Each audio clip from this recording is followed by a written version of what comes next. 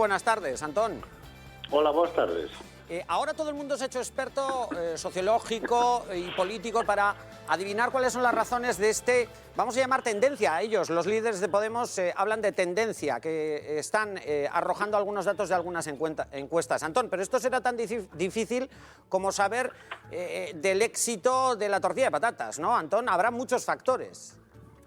Bueno, los líderes de Podemos, que tienen todos ellos formación en ciencia política y que saben cómo leer una encuesta, te lo dicen con claridad, ¿no? Lo que nos da la encuesta es una tendencia que, como efectivamente tú muy bien dices, responde a un conjunto de factores, ¿no? Y yo identificaría fundamentalmente dos. Por un lado, eso es así, una corriente de desafección, de irritación, de indignación ciudadana ante la incapacidad de los grandes partidos no solo para gestionar la corrupción o para hacer frente a la corrupción, sino para gestionar la crisis y para sacarnos de la crisis económica, eso por un lado. Y por el otro, que yo creo que no se está destacando suficientemente, los aciertos de Podemos, tanto a la hora de elaborar un discurso y un mensaje político alternativo, como a la hora de desarrollarlo estratégicamente y comunicar ese mensaje al electorado, ¿no? Yo creo que es una combinación de dos elementos.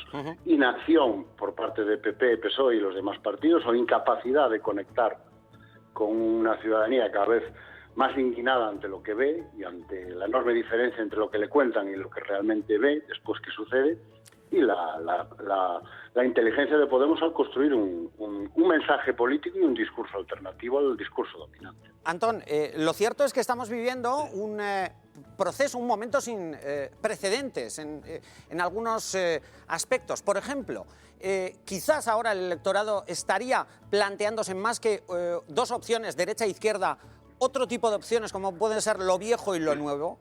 Es que yo creo que ese es el gran acierto de Podemos desde el punto de vista discursivo. Es decir, que han roto la que era la dimensión dominante en el debate político español, ¿no? Aquí era una elección entre derecha e izquierda, entre PP y PSOE básicamente, entre un PP que normalmente gobernaba en solitario y un PSOE que o bien se le daba la opción de gobernar en solitario o se le obligaba a formar coaliciones. Pero la elección era siempre derecha e izquierda. Podemos ha conectado con una parte del electorado, que además yo creo que es creciente, que cree que la elección ya no es derecha e izquierda, ya no es entre PP y PSOE, porque los dos han hecho las mismas políticas para salir de la crisis, que la elección es entre vieja política y nueva política, entre lo nuevo y lo viejo, entre la casta, y ahí uno de sus grandes acertos a la hora de construir el mensaje, entre la casta y una nueva generación de políticos que no tiene pasado y que por lo tanto no tiene sobre sí pues el peso, la lacra de la corrupción y sobre todo más que de la corrupción, la inacción ante la corrupción. Yo creo que a los grandes partidos lo que realmente se les está haciendo pagar no es tanto la corrupción, que yo creo que todos somos personas sensatas y sabemos que es imposible que no haya corrupción, sino la inacción ante la corrupción, la impunidad.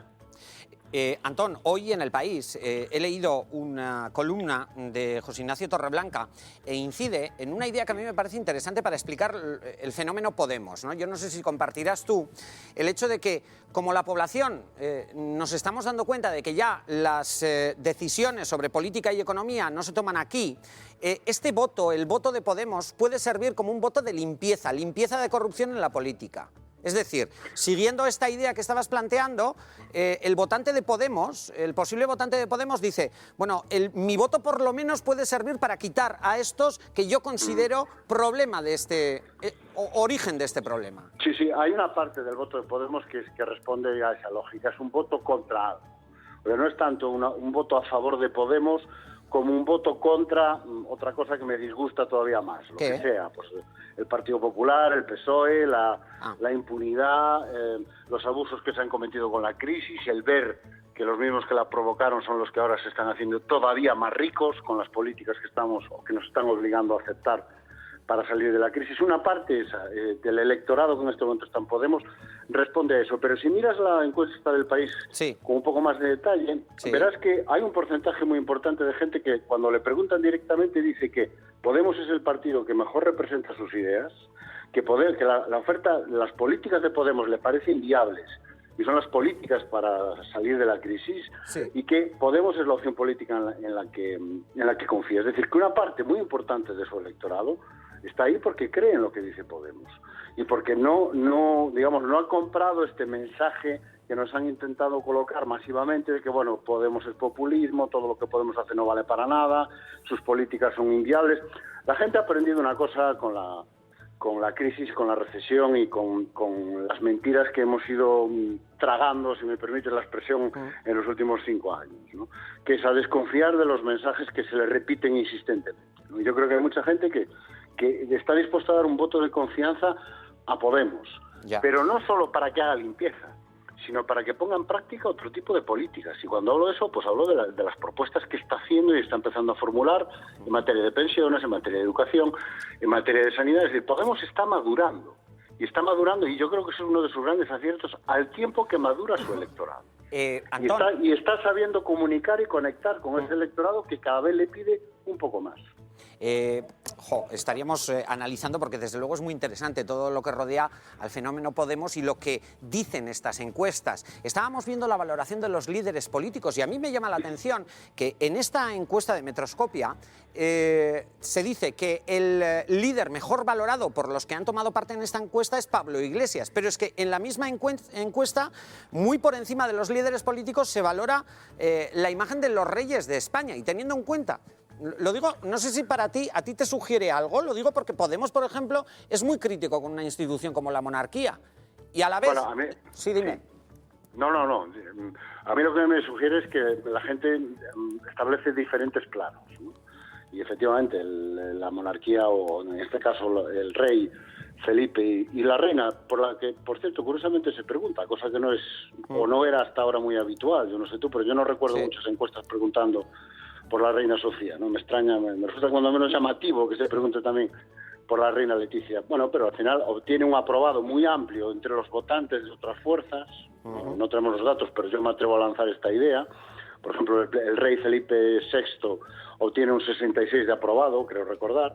Bueno, que coincide un poco con el voto de los partidos más convencionales, ¿no? Y sin embargo tiene también un sólido rechazo, casi un 40 y pico por cien, 44, creo recordar, del electorado, que bueno, es probable que esté mayoritariamente integrados por votantes, opciones que no son ni el Partido Popular ni el PSOE. Yo creo que lo relevante en lo de la monarquía es la importancia de la renovación. Eso es. Y la disposición de la gente a confiar en sus instituciones o a dar cierto crédito a sus instituciones en la medida en que esas instituciones le emiten señales claras de que reconocemos nuestros errores, aprendemos de nuestros errores y tomamos decisiones. O sea, es de nuevo la idea de lo nuevo ante lo viejo, ¿no?